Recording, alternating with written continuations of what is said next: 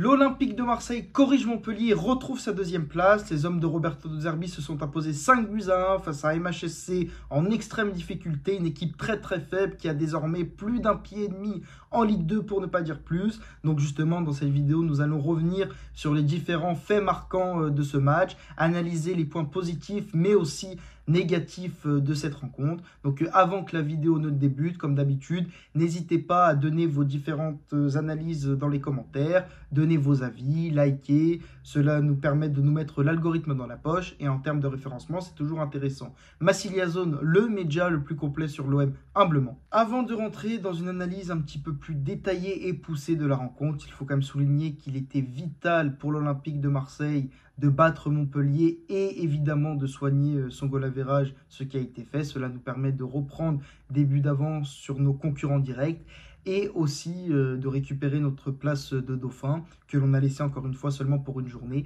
après le score nul et vierge de Monaco face à Strasbourg. Et j'ai envie de dire, c'était extrêmement important de se rassurer, de nouveau retrouver le chemin du succès après une semaine extrêmement compliquée où beaucoup d'informations sont sorties dans la presse, notamment sur une potentielle division et rupture entre les joueurs et le vestiaire. Cela permet de souffler et de retrouver quand même un climat assez serein après une victoire 5-1. Du moins pour une semaine, ce qui va permettre au collectif et à l'intégralité de l'équipe de respirer légèrement, de se donner un léger bol d'air ô combien important lorsqu'on connaît les différentes situations actuelles à l'OM, le climat quand même assez pesant qui pèse justement sur l'équipe, le collectif, avec les différentes fuites dans la presse, sur un vestiaire qui semblait du moins divisé, des joueurs sous tension. Cela va permettre d'apaiser les choses et honnêtement on prend. Donc au-delà du fait d'avoir inscrit 5 buts, cela peut paraître comme une formalité, une véritable leçon de football, une démonstration collective lorsqu'on n'a pas vu la rencontre, mais d'après moi, cela n'a pas été le cas. Malgré 10 premières minutes très intéressantes dans le contenu, où l'OM a mis les ingrédients pour justement asphyxier et étouffer une équipe de Montpellier qui était recroquevillée dans ses 30 mètres, qui ne produisait absolument rien, où j'ai vu aussi quelques séquences offensives intéressantes, mais encore une fois, force est de le constater que cela a duré 10-15 minutes et derrière, l'Olympique de Marseille est retombé dans ses travers, c'est-à-dire qu'on avait le ballon, on le monopolisait de manière stérile, on ne produisait rien, il n'y avait pas encore une fois de dépassement de fonction, de prise de risque, de créativité, de volonté tout simplement de faire mal à l'adversaire. Et les joueurs sont rentrés justement au vestiaire, sifflés, hués par un Vélodrome agacé par cet ennui quand même assez récurrent. Ce que moi, personnellement, je comprends. J'étais au stade et vu du Vélodrome, c'était particulièrement affligeant et c'était une première période très ennuyante. Le début de la seconde période n'était guère plus intéressant. On voyait même un Montpellier qui prenait de plus en plus d'initiatives, qui était positionné plus haut sur le terrain. Après, évidemment, comme c'est une équipe extrêmement faible, avec peu de talent individuel et collectif, cela semble compliqué pour elle de produire du football. Une équipe qui, je le rappelle, reste sur 11 défaites consécutives et restait, tenez-vous bien, sur 7 rencontres sans marquer le moindre but. Une série qui a pris fin évidemment au Vélodrome face à l'Olympique de Marseille. Cela ne m'étonne guère. Pour être tout à fait honnête avec vous, je m'y attendais. Donc rien à se mettre sous la dent avant la 60e minute et une réalisation contre son camp de Ndolo Bi. Moi personnellement, vu du stade, je pensais que c'était Amine Gouiri qui avait inscrit le but du break. Le speaker l'a annoncé. Mais au final, la réalisation n'est pas attribuée à l'international algérien, mais au défenseur montpelliérain. Un but justement qui a mis fin aux espoirs, ou du moins aux intentions montpelliéraines. Après ce second but encaissé, Montpellier n'a fait que subir, et on sentait une équipe résiliée, qui l'est déjà. On sent que rien ne va dans ce collectif, que ce soit sur le terrain ou en dehors du terrain dans les institutions. Me vient en image la sortie totalement lunaire de Jordan Ferry lors de son interview chez nos confrères de DAZN, où clairement le journaliste lui relate les propos de son président et le milieu montpelliérain part directement sans aucune explication. Donc cela explique le climat hostile et délétère qui règne dans cette équipe. Donc à la 60e minute, Mason Greenwood est sorti du bois sans aucun jeu de mots et a inscrit un doublé et le 3e but marseillais. Un Mason Greenwood qui, encore une fois, lorsqu'il le souhaite, peut jouer au football et peut être décisif dans son équipe. Il peut être à la fois le problème et la solution dans un collectif. Ce n'est évidemment pas une question de talent chez lui, mais plus, je dirais tout simplement, de détermination et le fait, à savoir ou non s'il va être concerné par la rencontre. Mais lorsqu'il veut produire du jeu et jouer au football, Mason Greenwood sait le faire et son talent fait la différence, bien évidemment.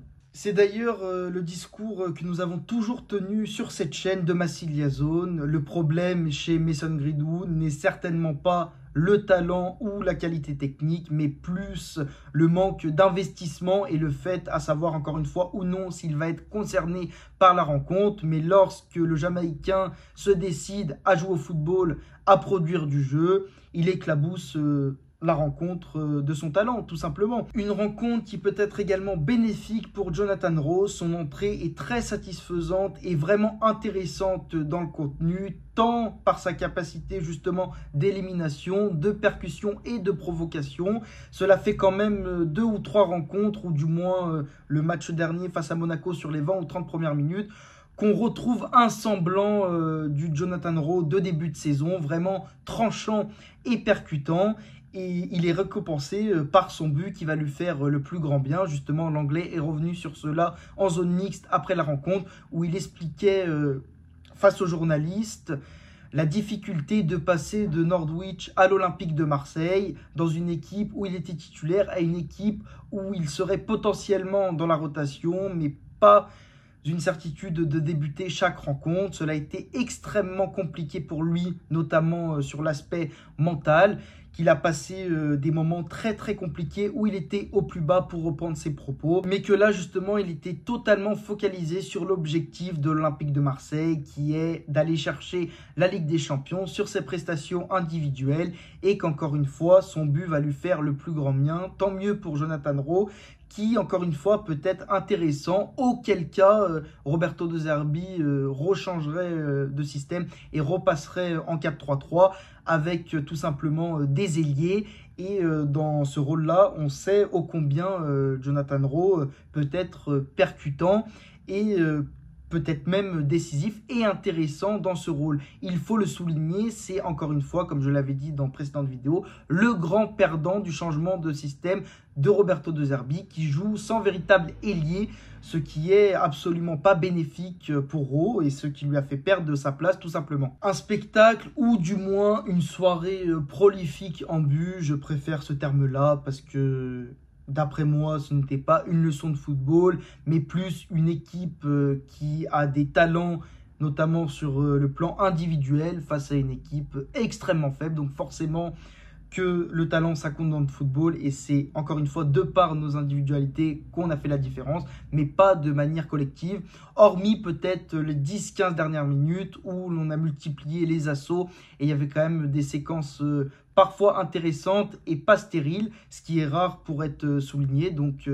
quand il y a des mouvements ou même certaines prises de risque ou des joueurs qui dépassent leurs fonctions naturelles et d'origine, il faut le dire. Justement, cela a été conclu par Adrien Rabiot, servi magnifiquement par Ismaël Bennacer. Son entrée a été particulièrement satisfaisante et sa passe, qui est quand même de haut niveau, lumineuse, qui est encourageante et qui nous montre le joueur tout simplement qu'il est. Et encore une fois, il lui faudra une véritable préparation. Lui qui a connu 2 blessures récentes, une de 7 mois et une de 4, qui est arrivé à l'OM sans préparation, avec un manque de conditions physiques, c'est certain, mais c'est un joueur sur lequel il faudra compter la saison prochaine, de par justement une vraie préparation physique. On pourra espérer retrouver le véritable Ismaël Bennacer, un joueur de haut niveau et magnifique qu'il est. Et ses coéquipiers dans l'entrejeu marseillais, j'ai nommé Valentin Rongier et Pierre-Emile Højbjerg.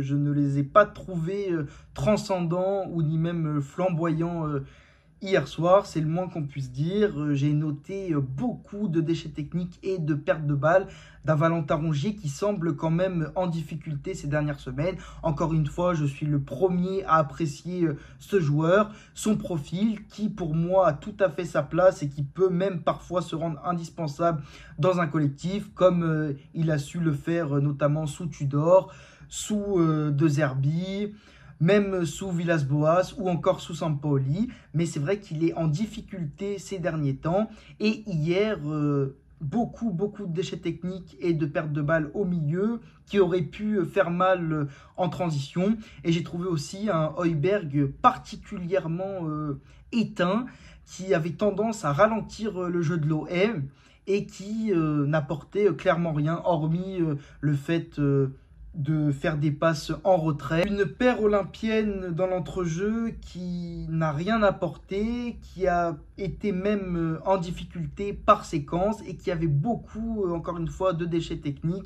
dans les ressorties de balles et les retransmissions.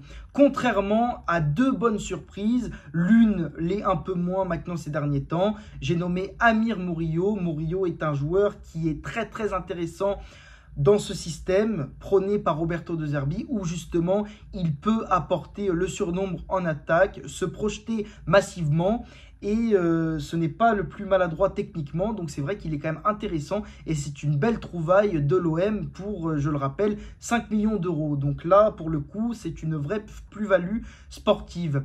Ulysse Garcia ne cesse d'étonner, encore une fois, c'est le même discours que je vais tenir que sur Murillo, lui qui est très intéressant notamment dans les projections, qui apporte de la vitesse dans les ressorties de balles et les transmissions, comme il l'avait fait justement à Monaco, et il est revenu sur cela en zone mixte, où il disait justement qu'il était satisfait de pouvoir rejouer à ce poste, et que c'était important pour lui d'enchaîner, s'il continue à être aussi performant et aussi incisif notamment dans les projections, il jouera certainement beaucoup plus de rencontres et pourrait même finalement espérer débuter chacune d'entre elles. Voilà, je pense désormais personnellement avoir fait le tour. Comme à mon habitude, j'essaie au maximum de vous proposer des analyses totalement objectives et impartiales, telle est la pratique du journalisme. Car ne l'oubliez jamais, le clubisme est le pire ennemi du football. Je ne cesserai de le répéter.